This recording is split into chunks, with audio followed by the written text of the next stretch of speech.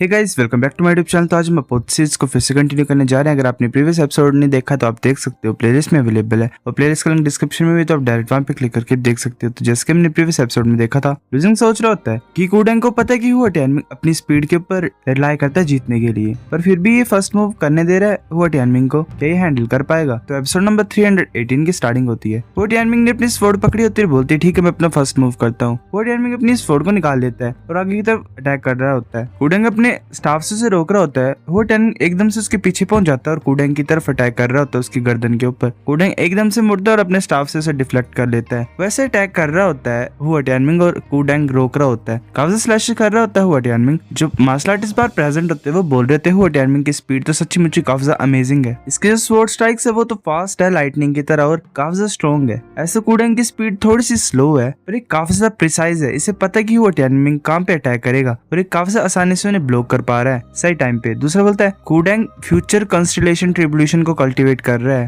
ये थोड़ा सा फ्यूचर देख सकता है और इसको पॉसिबल करने के लिए ये लो ऑफ टाइम में कुछ ज्यादा ही अच्छा है। वो टियानमिंग पीछे की तरफ मूव करता है और अपनी स्वॉर्ड को डाल देता है द्वारा अपने शीट में। वो टियानमिंग शांति की सांस लेता है थोड़ी सी। कूडेंग बोलता है कि बेनिफैक्टर की स्पीड यूजलेस है मेरे सामने, मैं देख सकता कि तुम क्या अटैक करोगे। वो टियानमिंग बोलता है कि वेल ये नेसेसरी नहीं है ना। कूडेंग हैरान होता है फिर, क्योंकि जो स्टाफ होता है उसकी जो एक रिंग होती है वो टूट जाती है। कूडेंग बोलता है कि जो बेनिफैक्टर की स्वॉर्ड है वो काफी शार्प है। ये ऐसी स्वॉर्ड है मेरे को लगता है कि जिसने यूनिवर्स माइरेड स्पिरिट मॉन्यूमेंट को सरपास कर दिया है। एक मार्शल आर्टिस्ट बोलते हैं कि वो टियानमिंग की स्वॉर्ड किस रैंक के ऊपर है। ये अमेजिंग है कि ऐसे वेपन्स भी हैं जो यूनिवर्स माइरेड स्पिरिट मॉन्यूमेंट में रिकॉर्डेड नहीं है। अगर ये रिकॉर्डेड नहीं है तो इसका मतलब ये सुप्रीम डिवाइन वेपन से भी ऊपर रैंक की है ना। ये स्वॉर्ड आई कहां से है? वो टियानमिंग सोच रहा होता है कि कुछ ही सेकंड्स में मैंने थाउजेंड ऑफ मूव्स को एक्सचेंज कर लिया इसके साथ। स्पीड से इसके ऊपर कुछ फर्क नहीं पड़ रहा। इसका ये मतलब है कि ये फ्यूचर में देख सकता है, तो चाहे मैं फास्ट जितना मर्जी क्यों ना हो मैं इसके ऊपर अटैक नहीं कर पाऊंगा और इसका छोटा सा काउंटर एक्ट भी मेरे ऊपर बहुत ज्यादा खतरनाक असर करेगा। वो बोलता है कि तुम फ्यूचर को देख सकते हो। कूडेंग बोलता है कि वेल जो फ्यूचर को देखता हूँ वो मैं नहीं हूँ, वो मैत्रेय है। जो मैत्रेय है वो बुद्धा है फ्यूचर का।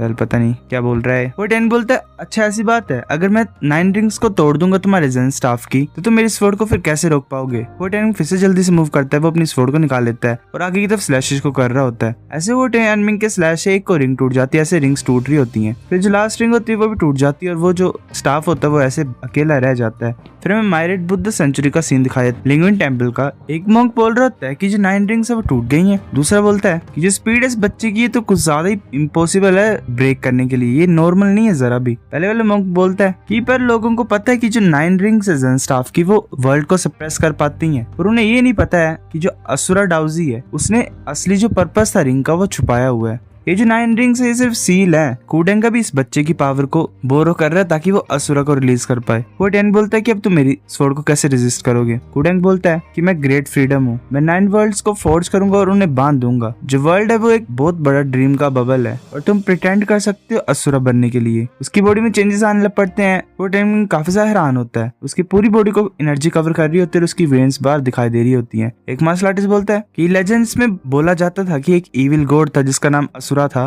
उसे 9 रिंग जेन स्टाफ के अंदर सील किया गया है। जैसे 9 रिंग्स टूट जाती हैं तो यूजर को असुरा पोजेस कर लेता है। दूसरा बोलता है कैसा लग रहा है कि जो र्यूमर्स है वो सच है। ये हैरानी की बात नहीं कि जो 9 रिंग्स है जेन स्टाफ में और जो ये होली आर्टिफैक्ट है लिंगविन टेम्पल का ये बहुत ज्यादा कम ही दिखाई देता है इस वर्ल्ड में। जो इनकारनेशन है असुरा की वो भी एक ग्रेट बुद्धिस्ट ही है एक तरह से, पर ये जो लिटिल मॉन्क है ये एक बुद्धिस्ट पाथ को कल्टीवेट करता है और ये फ्रीडम को मांग रहा है गुड और इविल की। इसको हम एक ही तरीके से डिस्क्राइब कर सकते हैं कि इसकी जो पाथ है वो फ्री है और किसी भी सेक्शन से ये रिस्ट्रिक्टेड नहीं है। तो अपने स्टाफ को नीचे मारता है धीरे से ही और पूरा स्टेट टूट जाता है। वो टियानमिंग ऊपर की तरफ कूद जाता है। कूडेंग बोलते कि बेनिफैक्टर ध्यान से, और वो अपना अटैक यूज करता है ग्रेट मांजुश्री स्टाफ टेक्निक। वो स्टाफ होते हैं वो डिफरेंट मतलब क्लोन्स टाइप बन के आगे की तरफ अटैक कर रहे होते हैं हुआ टियानमिंग की तरफ। वो टियानमिंग की तरफ आ रहे होते हैं। हुआ टियानमिंग अपनी स्वॉर्ड से डिफ्लेक्ट कर रहा होता है। हुआ टियानमिंग सोच रहा होता है ये जो ग्रेट मांजुश्री स्टाफ टेक्निक है ये तो काफी ज्यादा स्ट्रॉन्ग है और अनस्टॉपेबल है, मेरे को पीछे हटना पड़ेगा। कूडेंग ऐसे ही बिजक हो जाता है और ऐसे अटैक कर रहा होता है वेल असुरा बन के। हुआ टियानमिंग मूव कर रहा होता है बहुत ज्यादा फास्ट तरीके से। कूडेंग काफी ज्यादा हैरान होता है क्योंकि हुआ टियानमिंग पीछे पहुंच गया होता है। सिर्फ 3 ही सेकंड्स में हुआ टाइमिंग उसके पीछे पहुंच गया होता है। मोंग को पता लग गया होता है। मोंग सोच रहा था सिर्फ 3 सेकंड्स में मेरे पीछे आ जाएगा। उसने अपना स्टाफ अपने हाथ में पकड़ा होता है, वो गिन रहा होता है 1 2 3 और वो हो टाइमिंग के अटैक को रोक लेता है। Well future prediction. हो टाइमिंग सोच रहा होता है कि फ्यूचर को देख सकता है और इसे मेरे हर मूव के बारे में पता है, तो ये तो बहुत ज्यादा ट्रबलसम है, मैं कैसे इसे हरा पाऊंगा। ऐसा लग रहा है कि मुझे थोड़ी सी चीजें डिफरेंटली करने पड़ेंगी। एक मार्शल आर्टिस्ट बोलता है कि अभी हुआ टाइमिंग ने एक स्नेक अटैक किया पर वो दोबारा फेल हो गया। दूसरा बोलता है कि वेल ये इसी के ऊपर है क्योंकि कूडेंग फ्यूचर कॉन्स्टलेशन ट्रिब्यूलेशन को कल्टीवेट कर रहा है, जो कि उसे एबिलिटी देता है फ्यूचर में देखने के लिए। और ये एक यूनिक है मतलब टेक्निक आई ऑफ कॉन्स्टलेशन मायरेट बुद्धा सेंचुरी की। जब आईज जेन्युइन एनर्जी से फिल हो जाती हैं, जो प्यूपिल्स है वो सर्टेन मूवमेंट को दिखा सकते हैं फ्यूचर के। एक मार्शल आर्टिस्ट बोलता है कि इसका क्या मतलब, कूडेंग इनविंसिबल है। दूसरा मार्शल आर्टिस्ट बोलता है ऐसा तो पूरे लिंग्विन टेम्पल को पता है इसके बारे में, पर सिर्फ जो फाउंडर है लिंग्विन टेम्पल का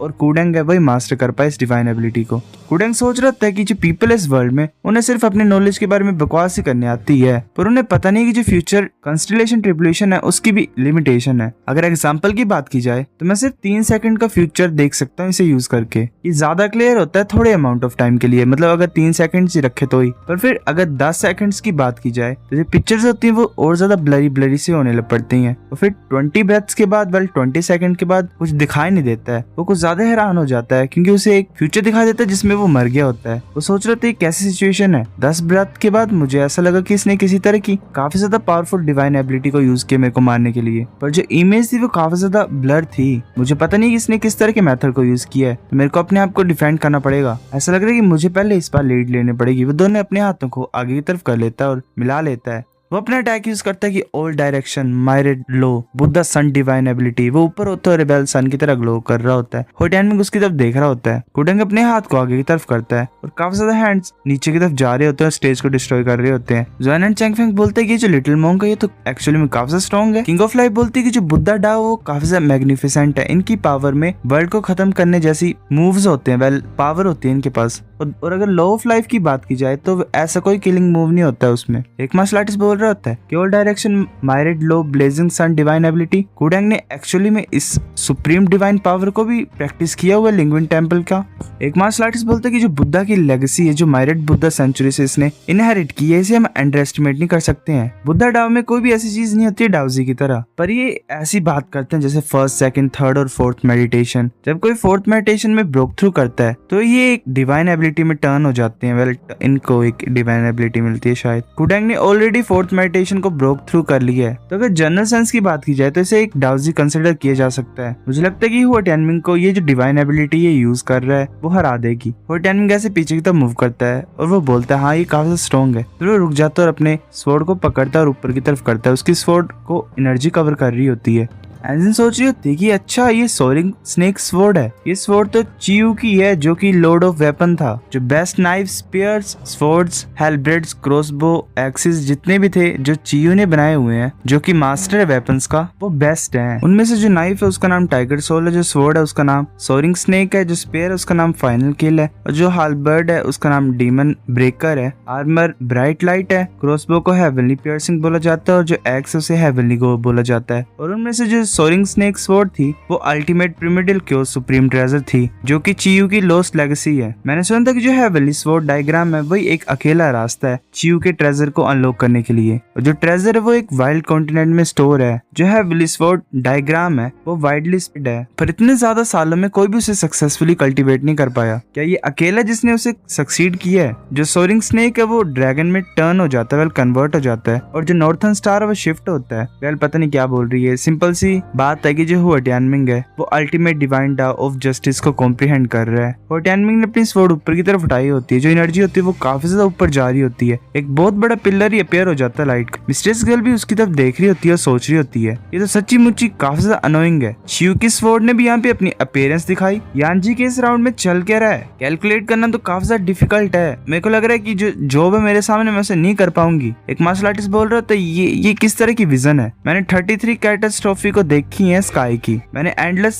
स्पीशियस क्लाउड्स को भी देखा है, पर जो ये पिलर ऑफ लाइट है वो मैंने कभी नहीं देखी है। दूसरा बोलते हैं कि क्या किया इस बच्चे ने यहाँ पे। एक मार्शल आर्टिस्ट बोलते हैं कि जो नोबल है वो एक ड्रैगन है। पहले इनकी ट्रांसलेशन काफी ज्यादा बेकार होती जा रही है, वेल कुछ ज्यादा जादू मंत्र वाली बात हो रही है, तो क्या ही बताऊं मैं तुम्हें। वो सोच रहे थे कि मैं भी डिवाइन डाव ऑफ जस्टिस को कल्टीवेट कर रहा हूँ। ऐसे तो जो मेरा लोटस फ्लावर पूरी तरह से ब्लूम हो गया है और मेरे पास डाउजी की बॉडी है, पर मैं यहाँ पे कुछ नहीं समझ पा रहा हूँ। सो गाइस एपिसोड नंबर 318 इतना था। अगर आपको वीडियो पसंद तो लाइक करनी है, फिर भी लाइक कर दो, शेयर कर अपने दोस्तों के साथ, कमेंट करके बता। अगर आपको वीडियो कैसी लगी सब्सक्राइब करो। तब तक के लिए बाय।